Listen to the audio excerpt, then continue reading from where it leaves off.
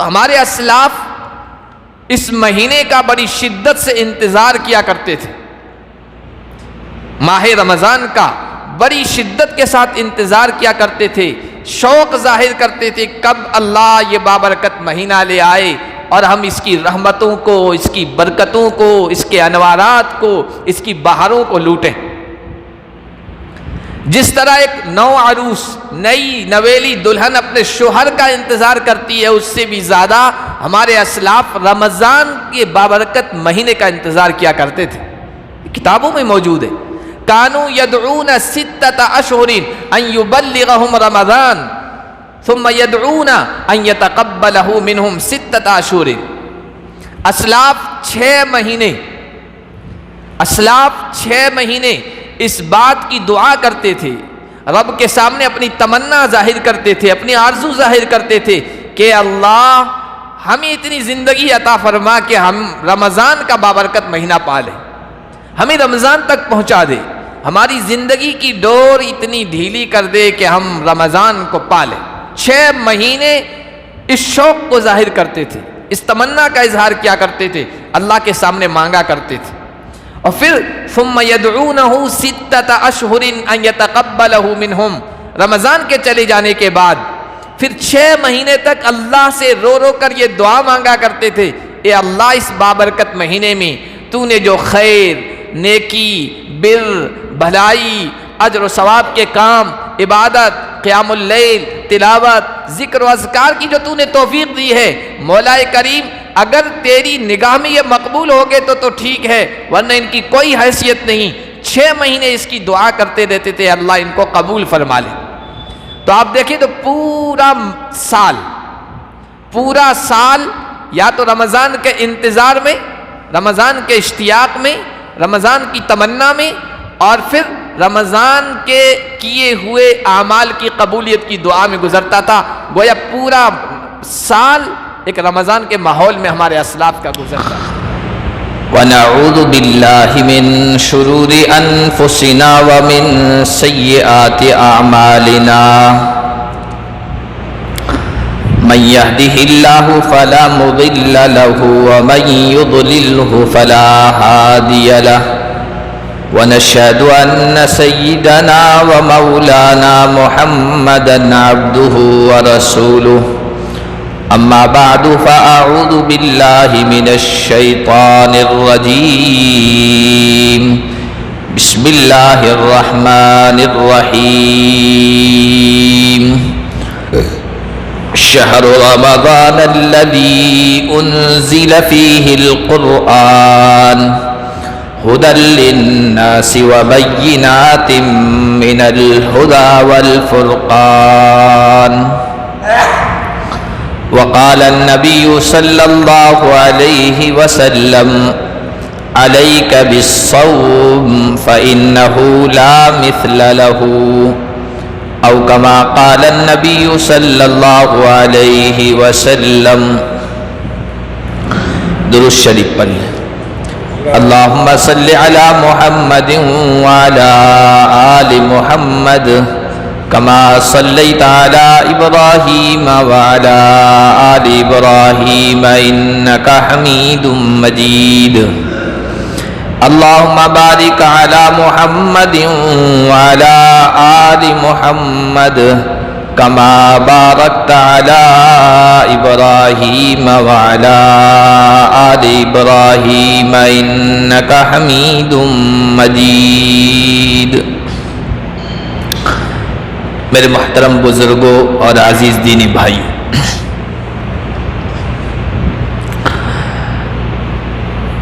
سال، مہینے اور دن یہ سب اللہ تبارک و تعالیٰ کے پیدا کیے ہوئے ہیں۔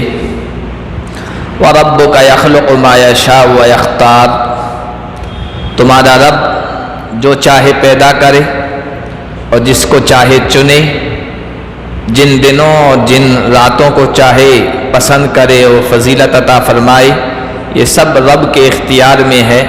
ما کان لہم الخیرہ، انسانوں کا اس میں کچھ اختیار نہیں۔ اللہ تبارک و تعالی نے سال کے بہت سے دنوں اور بہت سی راتوں کو فضیلت عطا فرمائی ہے۔ ذی الحجہ کا شروع کا جو عشرہ ہے، ذی الحجہ کے شروع کے 10 دن، ان کی بھی خاص فضیلت ہے۔ والفجر ولیال عشر، اللہ نے ان کی قسم کھائی ہے۔ اسی طرح عاشوراء محرم کی 10 تاریخ کو بھی فضیلت حاصل ہے۔ عیدین کے دنوں کو بھی فضیلت حاصل ہے۔ تو مختلف دنوں اور راتوں کو فضیلت حاصل ہے، لیکن اللہ تعالیٰ نے جو فضیلت، جو امتیاز، جو خوبی رمضان کے بابرکت مہینے کو عطا فرمائی ہے، وہ کسی اور دن، کسی اور رات، کسی اور مہینے کو نہیں عطا فرمائی۔ یہ بابرکت مہینہ ہم پر سایہ فگن ہونے والا ہے، بالکل قریب آنے والا ہے، بلکہ آ چکا ہے۔ اس کو اللہ تعالیٰ نے یہ فضیلت عطا فرمائی کہ اپنا مقدس کلام قرآن کریم اس مہینے میں نازل فرمایا۔ شہر رمضان الذی انزل فیہ القرآن ھدی للناس وبینات من الھدی والفرقان، یہ رمضان کا مہینہ ہے جس میں اللہ نے قرآن کو اتارا ہے۔ یہ قرآن سارے انسانوں کے لیے ہدایت ہے، اور اس میں پوری انسانیت کے لیے واضح کھلی ہوئی تعلیمات ہیں، اور یہ تعلیمات ہدایت کا صحیح راستہ بتاتی ہیں۔ فمن شہد منکم الشہر فلیصم، تم میں سے جو شخص اس مہینے کو پائے تو اس کے روزے رکھے۔ لوح محفوظ سے آسمان دنیا پر قرآن اسی مہینے میں نازل ہوا ہے، اور پھر آسمان دنیا سے نبی پاک صلی اللہ علیہ وسلم کے قلب اطہر پر 23 سال کے عرصے میں، 23 سال کی مدت میں آہستہ آہستہ نازل ہوا۔ تو پہلی مرتبہ جب نازل ہوا ہے وہ بھی اسی مبارک مہینے میں۔ یہ وہ بابرکت مہینہ ہے جس کے بارے میں اللہ کے نبی صلی اللہ علیہ وسلم نے ارشاد فرمایا کہ اس کا چاند دکھتے ہی فتحت ابواب الجنہ، جنت کے دروازے کھول دیے جاتے، وغلقت ابواب جہنم، جہنم کے دروازے بند کر دیے جاتے، وصفدت مردۃ الشیاطین، جو سرکش قسم کے لوگوں کو گمراہ کرنے والے شیاطین ہیں، ان کو جکڑ دیا جاتا ہے، پابند کر دیا جاتا ہے اور قید کر دیا جاتا ہے۔ یہ وہ بابرکت مہینہ ہے جس مہینے میں روزہ رکھے کوئی اور پھر بھوکے رہنے کی وجہ سے اس کے منہ میں جو بو پیدا ہوتی ہے وہ پروردگار کے یہاں مشک، کستوری اور عطر سے زیادہ محبوبیت کا مقام رکھتی ہے۔ یہ وہ بابرکت مہینہ ہے کہ جس میں اللہ کے نبی صلی اللہ علیہ وسلم نے ارشاد فرمایا اگر کوئی عمرہ کرتا ہے تو اس کا عمرہ کرنا حج کا ثواب رکھتا ہے، حج کا درجہ رکھتا ہے۔ یہ وہ بابرکت مہینہ ہے جس میں اگر کوئی آدمی روزہ رکھتا ہے پھر افطار کرتا ہے تو اللہ تبارک و تعالی کی طرف سے 2 انعام دیے جاتے ہیں۔ فرحۃ، ایک خوشی اس کی افطار کے موقع پر، انسان سخت بھوک کی حالت میں، پیاس کی حالت میں رہے اور پھر افطار کے وقت ٹھنڈا پانی اور اس کی غذا سامنے آتی ہے تو اس وقت جو خوشی اور فرحت اور مسرت حاصل ہوتی ہے دنیا کی کوئی دولت اس کا مقابلہ نہیں کر سکتی۔ رب ایک یہ عنایت فرماتے ہیں، اور اسی روزے کی بدولت اللہ تبارک و تعالیٰ کل قیامت کے دن اپنی ملاقات، اپنے دیدار نصیب فرمائیں گے۔ اس بابرکت مہینے کی بے شمار فضیلتیں ہیں، اسی لیے یہ مہینہ تمام مہینوں پر فضیلت رکھتا ہے۔ یہ مہینہ تمام مہینوں پر فضیلت رکھتا ہے، تمام مہینوں کا سردار ہے۔ یہ رمضان کی خوبی ہے، یہ رمضان کی فضیلت ہے، اور یہ رمضان کی اہمیت۔ اسی اہمیت کی وجہ سے، رمضان کی اسی عظمت کی وجہ سے ہمارے اسلاف، یعنی وہ لوگ جو پاکیزہ دور کے تھے، صحابہ، تابعین، تبع تابعین، جس دور کے بارے میں نبی پاک صلی اللہ علیہ وسلم نے ارشاد فرمایا کہ خیر القرون قرنی ثم الذین یلونہم ثم الذین یلونہم ثم الذین یلونہم، سب سے بہترین دور میرا دور ہے، سب سے بہترین زمانہ میرا زمانہ ہے، پھر ان لوگوں کا جو ان سے قریب ہے، پھر ان لوگوں کا جو ان سے قریب ہے۔ ان زمانوں میں یعنی صحابہ، تابعین، تبع تابعین، ان زمانوں میں جو لوگ گزرے ہیں ان کو کہتے ہیں اسلاف، ہمارے اسلاف۔ تو ہمارے اسلاف اس مہینے کا بڑی شدت سے انتظار کیا کرتے تھے، ماہ رمضان کا بڑی شدت کے ساتھ انتظار کیا کرتے تھے، شوق ظاہر کرتے تھے کب اللہ یہ بابرکت مہینہ لے آئے اور ہم اس کی رحمتوں کو، اس کی برکتوں کو، اس کے انوارات کو، اس کی بہاروں کو لوٹیں۔ جس طرح ایک نو عروس، نئی نویلی دلہن اپنے شوہر کا انتظار کرتی ہے، اس سے بھی زیادہ ہمارے اسلاف رمضان کے بابرکت مہینے کا انتظار کیا کرتے تھے۔ کتابوں میں موجود ہے، کانوا یدعون ستۃ اشہر ان یبلغہم رمضان ثم یدعون ان یتقبلہ منہم ستۃ اشہر۔ اسلاف 6 مہینے اس بات کی دعا کرتے تھے، رب کے سامنے اپنی تمنا ظاہر کرتے تھے، اپنی آرزو ظاہر کرتے تھے کہ اللہ ہمیں اتنی زندگی عطا فرما کہ ہم رمضان کا بابرکت مہینہ پالیں، ہمیں رمضان تک پہنچا دے، ہماری زندگی کی ڈور اتنی ڈھیلی کر دے کہ ہم رمضان کو پالیں۔ 6 مہینے اس شوق کو ظاہر کرتے تھے، اس تمنا کا اظہار کیا کرتے تھے، اللہ کے سامنے مانگا کرتے تھے۔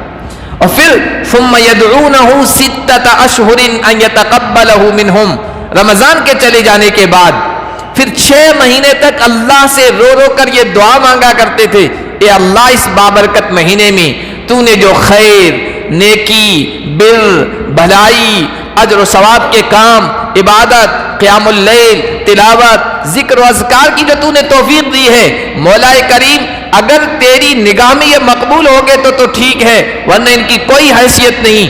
6 مہینے اس کی دعا کرتے رہتے تھے اللہ ان کو قبول فرما لے۔ تو آپ دیکھیں تو پورا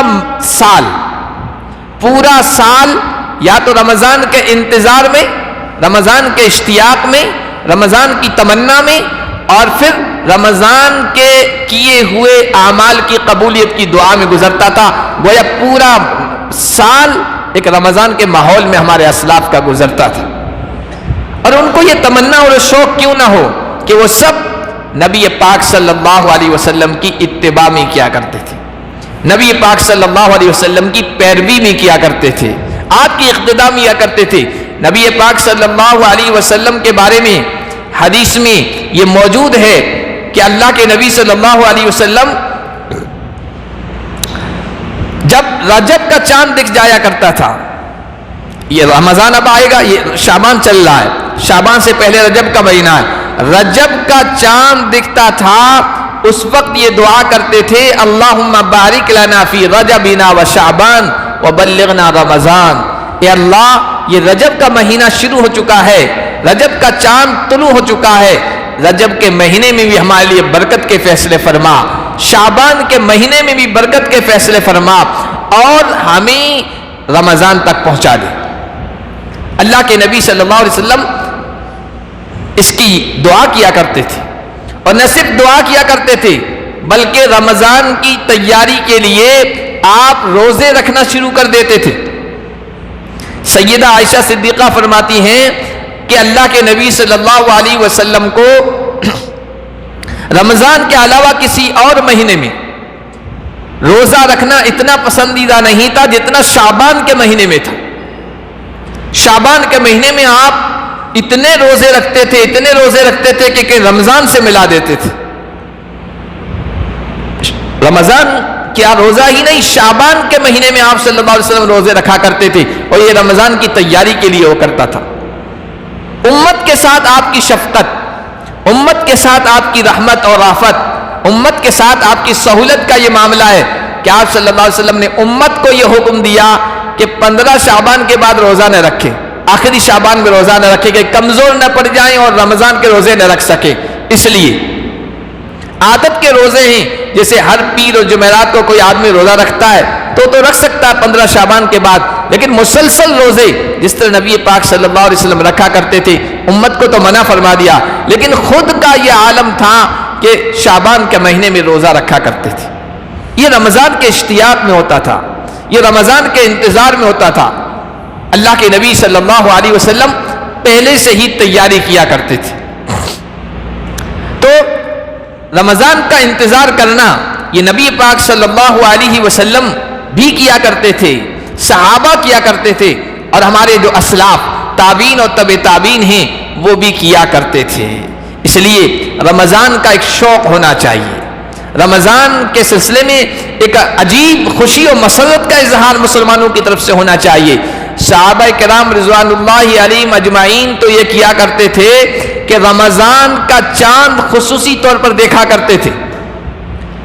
رمضان کا چاند خصوصی طور پر دیکھا کرتے تھے. ہمارے ہاں یہ ہوتا کہ عید کا چاند خصوصی طور پر دیکھتے ہیں. عید کا چاند سب دیکھیں گے، مرد، عورتیں، بچے، بوڑھے، سب عید کا چاند دیکھنے کی کوشش کرتے ہیں. رمضان کا چاند دیکھنے کی کوشش نہیں کرتے ہیں. رمضان کے چاند کے سلسلے میں بس خبر آنے کے انتظار کرتے ہیں کہ بھائی ہاں رمضان ہو گیا، تراویح ہوگی، فلاں ہو گیا، بس خبر پہنچ جائے ٹھیک ہے. خود دیکھنے کا اہتمام نہیں کرتے. سیدنا عبداللہ ابن عباس رضی اللہ تعالیٰ عنہ کہتے ہیں کہ صحابہ رمضان کا چاند دیکھنے کے لیے پہاڑیوں کی طرف دوڑتے تھے، پہاڑیوں پر چڑھ جاتے تھے. ہموار جو میدان ہوتے تھے وہاں مرد اور عورتیں، بچے، بوڑھے سب جمع ہو جاتے تھے رمضان کا چاند دیکھنے کے لیے. اور جب رمضان کا چاند دکھ جایا کرتا تھا تو دعا کرتے تھے اللہم اہلہ علینا بالامن والایمان والسلامت والاسلام ربی وربک اللہ ہلال خیر ورشد. صرف رمضان کے چاند کی خبر پر اکتفا نہیں کرنا ہے، رمضان کا چاند دیکھنا بھی مسنون ہے. یہ بھی اللہ کے نبی کی سنت ہے، یہ بھی صحابہ کا عمل ہے، یہ بھی تابعین اور تبع تابعین کا ایک عمل ہے. چاند دیکھتے ہی اے اللہ اس چاند کو ہم پر طلوع فرما، امن کے ساتھ، امان کے ساتھ، چین و سکون کے ساتھ، سلامتی کے ساتھ، اسلام کے ساتھ. اے چاند میرا رب بھی اللہ ہے اور تیرا رب بھی اللہ ہے، ہلال و خیر و رشد. انشاءاللہ یہ چاند جو طلوع ہوا ہے، یہ جو مہینہ شروع ہوا ہے، یہ خیر اور بھلائی کا مہینہ ثابت ہوگا. اتنی بہترین دعا ہے. اللہ کے نبی صلی اللہ علیہ وسلم مانگا کرتے تھے رمضان کا چاند بھی دیکھیں اور پھر یہ دعا بھی پڑھیں. ایک چیز یہ کرنی. دوسری چیز رمضان کا ادب و احترام. رمضان کا ادب و احترام یہ بہت ضروری ہے. مسلمانوں کا یہ ایک انداز تھا، مسلمانوں کا ایک اسلوب تھا کہ اگر رمضان میں روزہ رکھنے کی استطاعت نہیں ہوتی تھی یا کسی وجہ سے روزہ نہیں رکھ سکتے تھے تو یہ نہیں ہوتا تھا کہ کھلم کھلا کھا لیں، پی لیں اور اس طرح رہیں جس طرح سب کو پتہ چل جائے کیا اس کا روزہ نہیں ہے، یہ کھا رہا ہے، یہ پی رہا ہے، یہ وہ سارے کام کر رہا ہے جو ایک غیر روزے دار کرتا ہے. رمضان کا ادب و احترام بہت ضروری ہے. ہمارے اسلاف اس چیز کو بھی بہت زیادہ رکھتے تھے، ملحوظ رکھتے تھے، اپنے سامنے رکھتے تھے. رمضان کے احترام کا، رمضان کی عظمت کا خیال رکھا کرتے تھے. حضرت ربی صحابیہ ہیں، وہ کہتی ہیں جب رمضان کے روزے فرض ہوئے تو ہم بھی پابندی سے روزہ رکھا کرتے تھے اور اپنے چھوٹے بچوں کو بھی روزہ رکھوایا کرتے تھے. اپنے چھوٹے بچوں کو بھی روزہ رکھوایا کرتے تھے. حالانکہ چھوٹے بچے روزے کے مکلف نہیں ہیں. کچھ لوگوں کو روزے کی چھوٹ دی گئی ہے، رمضان میں بھی بیمار ہیں، ان پر ابھی روزے نہیں ہیں، بعد میں رکھ لے. مسافر ہے، سفر کی حالت میں ہے، وہ روزہ رکھے تو بہتر ہے لیکن روزہ چھوڑ سکتا ہے، شریعت کی طرف سے اجازت ہے، رخصت ہے، سہولت ہے اس کے لیے، بعد میں روزہ رکھ لے. مسافر کے لیے اجازت ہے. اور حاملہ عورت ہے اور اس کو یہ اندیشہ ہے کہ روزہ رکھوں گی تو نقصان ہو جائے گا حمل کو، ڈاکٹر نے کہہ دیا ہے تو بھی شریعت کی طرف سے رخصت ہے. کچھ لوگ ہیں جن کو شریعت کی طرف سے رخصت ہے، اجازت ہے، لیکن ان کے سلسلے میں بھی یہ کہا گیا کہ رمضان کے ادب و احترام کا خیال رکھ کے سب کے سامنے کھائیں پیئے نہ۔ حضرت ربی کہتی ہے کہ روزہ جب فرض ہوا تو ہم روزہ رکھا کرتے تھے، اپنے چھوٹے بچوں کو بھی روزہ رکھوایا کرتے تھے، اگرچہ مکلف نہیں ہے لیکن ان کی عادت بنے گی، رمضان کا ادب ان میں آئے گا، رمضان کی عظمت ان کے دلوں میں بیٹھے گی، رمضان کا احترام وہ اپنے سامنے زندگی پر رکھیں گے، اور ان کے ذہن و دماغ میں بھی، بچوں کے ذہن و دماغ میں بھی یہ بات بیٹھے گی کہ یہ تو مسلمانوں کا بابرکت مہینہ ہے، یہ تو مسلمانوں کا مقدس مہینہ ہے، یہ تو احترام والا مہینہ ہے، اس میں سب کے سامنے کھلم کھلا کھانا نہیں چاہیے، پینا نہیں چاہیے۔ تو بچوں کو روزہ رکھوایا کرتے تھے، جب سخت گرمی ہوتی تھی، دوپہر کے وقت کا بعد وقت ہوتا تھا تو بچوں کو تو احساس ہو جاتا ہے بھوک کا، پیاس کا، بچے رویا کرتے تھے تو ہم پہلے سے ہی اون کے کھلونے بنا دیا کرتے تھے، گڈے گڈیاں بنایا کرتے تھے، اور وہ گڈے گڈیاں بچوں کے آگے رکھ دیا کرتے تھے، وہ اس سے دل بہلاتے تھے، کھیلتے تھے، یہاں تک کہ افطار کا وقت ہو جاتا تھا اور پھر وہ ہمارے ساتھ افطار کیا کرتے تھے۔ بچوں کو بھی رمضان کا ادب اور احترام سکھا رہے۔ آج ہمارے بڑوں کے اندر بھی نہیں ہے، بڑے جو لوگ کسی وجہ سے روزہ نہیں رکھ رہے ہیں، یا تو بیماری کی وجہ سے یا کسی اور پریشانی کی وجہ سے، یا بعض ایسے ہی نہیں رکھ رہے ہیں کہ بہت سخت رکھتے ہیں روزے، گرمی کے روزے نہیں رکھ رہے ہیں، کھلم کھلا کھا رہے ہیں، پی رہے ہیں، چائے نوشی ہو رہی ہے، ہوٹلوں پر بیٹھ کر سب کچھ کھا رہے ہیں کھلم کھلا۔ یہ رمضان کے احترام کو ختم کرنا ہے۔ ہمارے اسلاف نے تو بچوں کو بھی رمضان کا احترام سکھایا ہے، تو رمضان کا احترام ہونا چاہیے، کھلم کھلا کھانا پینا نہیں ہونا چاہیے۔ حضرت ابو امامہ صحابی ہیں، اللہ کے نبی صلی اللہ علیہ وسلم کے پاس آئے، کہا یا رسول اللہ مجھے کوئی ایسی نصیحت کر دیجئے جس کی وجہ سے میں سیدھا جنت میں چلا جاؤں۔ کہا علیک بالصوم فإنہ لا مثل لہ، لازم پکڑ لو روزے رکھنے کو، اس لیے کہ روزے جیسی کوئی چیز اللہ کی نگاہ میں نہیں ہے، روزے کی بڑی عظمت ہے، روزے کو لازم پکڑ لو۔ اس کے بعد حضرت ابو امامہ نے یہ کیا کہ روزہ رکھا کرتے تھے، اور اپنے گھر میں دن میں کبھی ان کے ہاں دھواں نہیں اٹھا، کبھی آگ نہیں جلی، ہاں یہ کہ کوئی مہمان آیا کرتا تھا، مہمان ظاہر سی بات ہے مسافر ہوتا ہے، عام طور پر سفر کر کے آیا کرتا تھا، تو مسافر کے لیے تو روزے میں ایسے بھی چھوٹ ہے، اس کے لیے اگر کھانا ہوتا تھا جو کچھ پیش کر دیتے تھے، اگر کھانا پہلے سے پکا نہیں ہوتا تھا تو پھر روزے کی حالت میں ان کے گھر میں دھواں نکلتا تھا، یعنی آگ جلتی تھی، کھانا پکتا تھا، ورنہ نہیں۔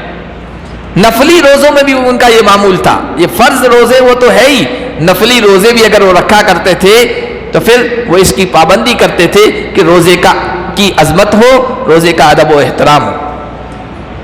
روزے کے ادب اور احترام اور عظمت کی وجہ سے اللہ تبارک و تعالیٰ بعض مرتبہ بڑے بڑے گنہگاروں کو، یہاں تک کہ کافروں کو بھی بخش دیتے ہیں، یعنی آخری وقت میں ایمان کی توفیق دے دیتے ہیں۔ کافروں کو بخش دینے کا مطلب ایمان کی توفیق دیتے ہیں، آخری وقت میں مرتے وقت کلمہ پڑھنا نصیب کر دیتے۔ نزہۃ المجالس ایک کتاب ہے، اس میں ایک عجیب و غریب واقعہ لکھا، واقعہ خواب کا ہے۔ عام طور پر اس طرح کی کچی باتیں میں نہیں بیان کرتا ہوں، قرآن و حدیث کی پکی باتیں، لیکن بعض مرتبہ اللہ تبارک و تعالی واقعات کرواتے ہیں، یعنی خواب میں دکھواتے ہیں۔ حضور نے فرمایا خواب بعض لوگوں کے لیے بشارت ہے، خوشخبری ہے، خود اپنے لیے دیکھے یا کوئی اس کے لیے دیکھے، اللہ تبارک و تعالیٰ کی طرف سے خواب کے ذریعے سے خوشخبری سنائی جاتی ہے۔ بعض مرتبہ رہنمائی کی جاتی ہے، لوگوں کی نصیحت کے لیے خواب میں دکھا دیا جاتا ہے۔ شرعی دلیل تو نہیں ہے خواب، لیکن فائدے کی چیز ہے۔ ایک مجوسی تھا، مجوسی کہتے ہیں پارسی کو، آگ کی پوجا کرنے والے کو۔ مسلمانوں کا دور تھا، مسلمانوں کا غلبہ تھا، دنیا پر مسلمانوں کی حکومتیں تھیں، تو مسلمان کثرت میں تھے اور غیر مسلم وہ کم تعداد میں تھے۔ وہاں ایک مجوسی بھی رہا کرتا تھا، اس مجوسی کے پڑوس میں ایک اللہ والے رہا کرتے تھے۔ تو مجوسی تو اپنے طور پر زندگی گزارتا ہے، اس کے ہاں کیا روزہ کیا رمضان، لیکن مسلمانوں کی تہذیب، مسلمانوں کے رہن سہن، مسلمانوں کے غلبے، مسلمانوں کے اخلاق کا یہ ان پر اثر تھا کہ وہ مسلمانوں کا لحاظ کیا کرتے تھے۔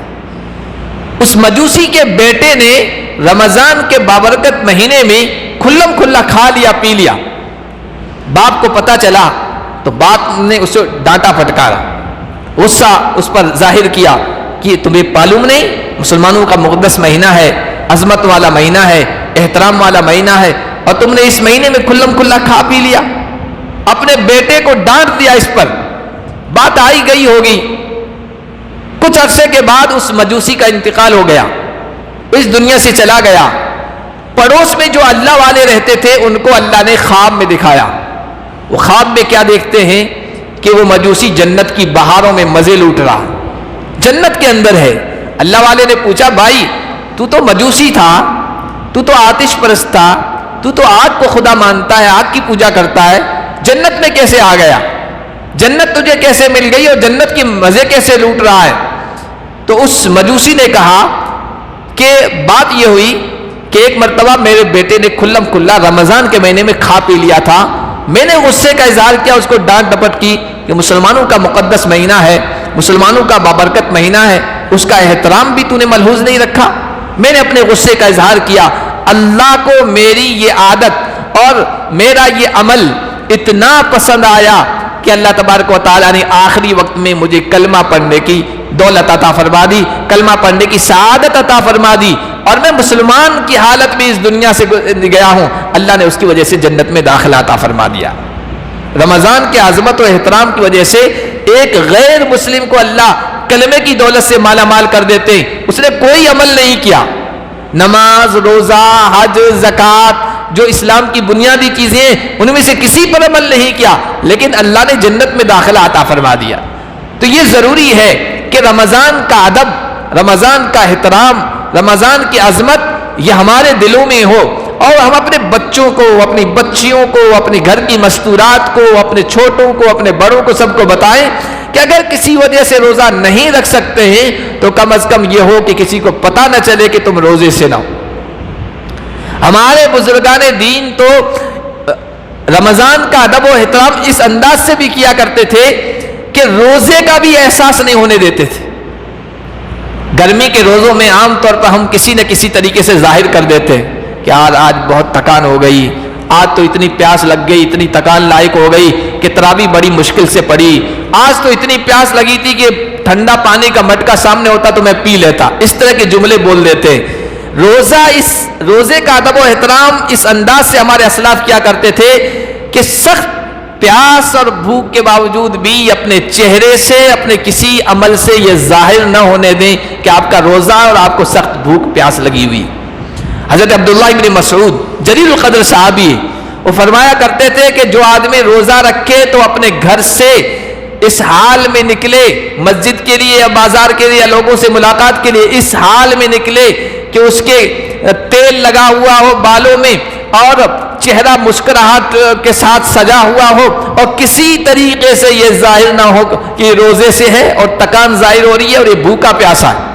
اسی لیے آپ دیکھیں روزے کی حالت میں بالوں میں کنگھی کرنا بھی جائز ہے، تیل لگانا بھی جائز ہے، خوشبو لگانا بھی جائز ہے، غسل کرنا بھی جائز ہے۔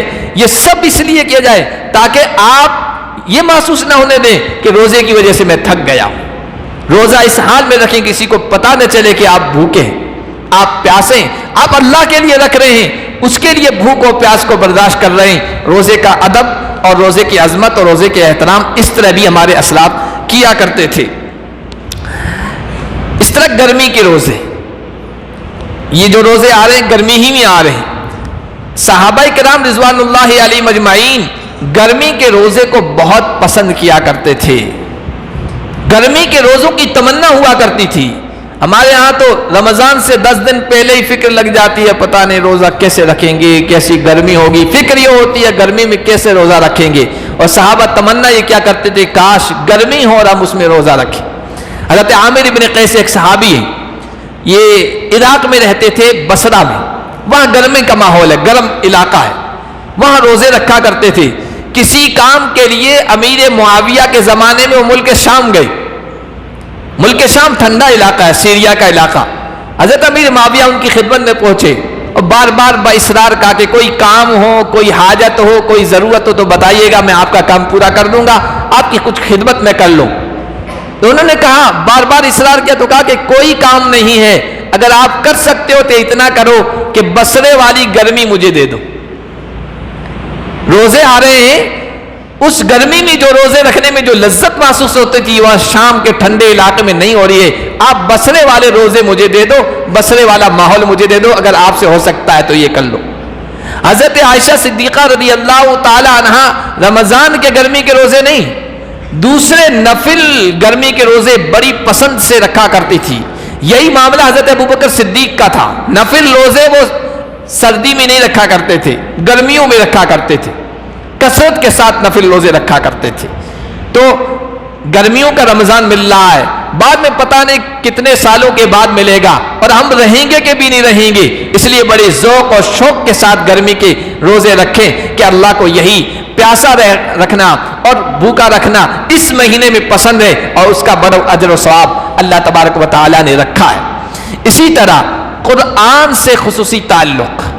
یہ رمضان کو عظمت ملی یہ قرآن کی وجہ سے، یہ اونچائی اور رفعت ملی یہ قرآن کی وجہ سے. قرآن سے خصوصی تعلق ہونا چاہیے. آپ سب دین کے کام کر رہے ہیں، ان دین کے کاموں کو پیچھے رکھیں. اس مہینے میں روزہ اور قرآن، روزہ اور قرآن، روزہ اور قرآن. یہ اصل. امام مالک ہزاروں ان کے شاگرد ہوا کرتے تھے، پورے سال مسجد نبی میں درس دیا کرتے تھے. حدیث پڑھانا، قرآن پڑھانا، تفسیر پڑھانا، دین کے علوم پڑھانا کوئی معمولی دین کا کام ہے. رمضان آتا تھا سب بند کر دیا کرتے تھے، کہتے تھے اب بس روزہ ہوگا اور قرآن، روزہ ہوگا اور قرآن. سب علوم پڑھانا بھی بند کر دیتے تھے. یہی معاملہ امام احمد بن حنبل کا تھا، یہی معاملہ امام شہاب زہری کا تھا، جو بڑے بڑے وقت کے محدث تھے. ہزاروں لوگ ان سے دین حاصل کیا کرتے تھے، لیکن رمضان آیا کرتا تھا تو سب بند کر دیا کرتے تھے. حدیث پڑھانا، قرآن کی تفسیر پڑھانا، فقہ پڑھانا اور علوم پڑھانا سب بند. کہتے تھے ھذا شہر القرآن، یہ قرآن کا مہینہ ہے، بس قرآن ہوگا، رمضان کا روزے ہوں گے، وَإِطْعَامُ الطَّعَامِ، اور کھانا کھلانا ہوگا، بس یہی کام ہوگا، اس کے علاوہ کچھ نہیں. یہ مختصر اسلاف کے جو معمولات تھے رمضان کے سلسلے میں وہ میں نے آپ کے سامنے رکھے ہیں. اللہ پاک ہم سب کو رمضان کے لیے اسی طرح کی تیاری کرنے کی توفیق عطا فرمائے اور یہی جذبہ ہمارے دلوں میں پیدا فرمائے. وما علینا الا البلاغ.